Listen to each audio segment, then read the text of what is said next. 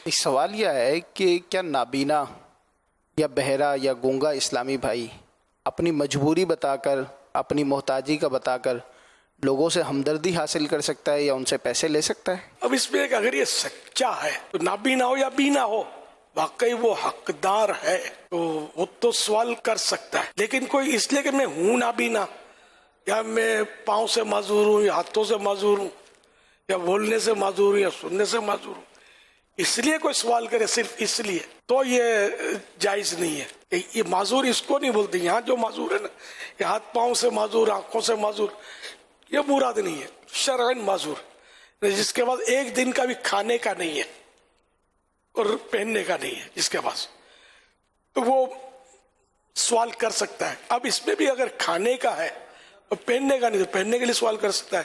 پہننے کا ہے، کھانے کے لیے نہیں ہے تو کھانے کا سوال کر سکتا ہے. یہ ہے. باقی جو مطلب ہے کچھ نہ کچھ جس کے پاس ہے اور وہ شریف فقیر کی اگر ڈیفینیشن میں آتا ہے کہ زکوٰۃ اس پر فرض نہیں ہو رہی، لیکن اتنا ہے کہ اس کو کھا پی سکتا ہے، پہن سکتا ہے. تو جنرل پبلک اسی طرح ہوتی ہے. عام لوگ کا اتنا مال نہیں ہوتا بہت سو کے پاس کہ جو ان پر زکوٰۃ فرض ہے، لیکن یہ مسکین نہیں ہوتے. تو ایسوں کو بھی سوال کرنا جائز نہیں اور ایسوں کے سوال پر دینا بھی جائز نہیں ہے. تو یوں نابینا شاید یوں سمجھتے ہیں کہ اس سے کئی نابینا ملیں گے جو اپنے ہاتھ سے کماتے ہیں، کھاتے ہیں، شادیاں کرتے ہیں، بچے ہوتے ہیں، ان کے بچے پالتے ہیں، سب کچھ کر رہے ہوتے ہیں. اسی طرح ڈیف جو ہوتے ہیں یہ بھی ماشاءاللہ کوئی نوکریاں وغیرہ کر رہے ہوتے ہیں. اس طرح جو ہاتھ پاؤں سے معذور یہ بھی دیکھے جاتے ہیں، کچھ نہ کوئی کسب کر رہے ہیں اور اپنا روزی روٹی کماتے ہیں، اور یہ اچھے لوگ ہیں. یہی کرنا چاہیے. اس وجہ سے مانگنا یہ جائز نہیں ہے صرف اس وجہ سے کہ میں نابینا ہوں اور مجھے دو. اس میں تو اتنی ذلت ہے. احادیث مبارکہ میں بھی اس کی ممانعت ہے اور ساتھ میں دنیاوی اعتبار سے بھی. جیسے کوئی نابینا اس طرح کرتا ہوگا نا، لوگ اس کو دیکھ کے کترائیں گے. اس کی عزت لوگوں کے دلوں میں نہیں رہے گی. بھلے نابینا ہو، یار ابھی مانگے گا مجھ سے. اب دینے کے لیے آدمی تیار کم ہوتا ہے. دے گا تو آ کر کے دے گا، لے گا تو وہاں کر کے لے گا.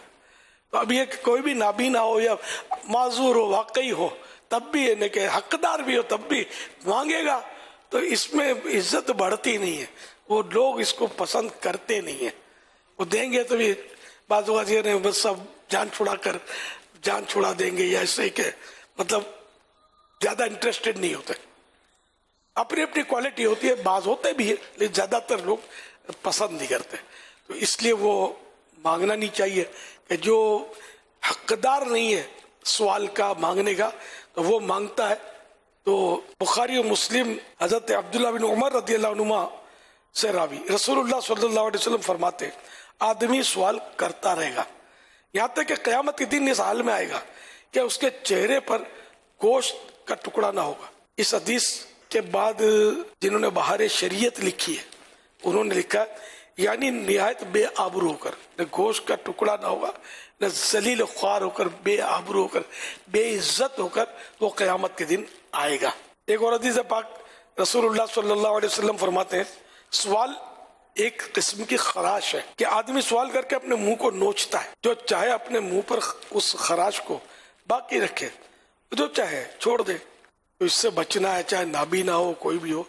یہ یہاں بھی جیسے کہ کسی کو دوسرے شہر سے آنا ہے تو بعض ہو سکتا ہے اس طرح بھی کرتے ہوں گے کہ مجھے جانا ہے فیضان مدینہ اور فلاں سے ملاقات کرنی ہے، دیکھنا ہے، یہ ہے وہ ہے، تو مجھے کرایہ دے دو.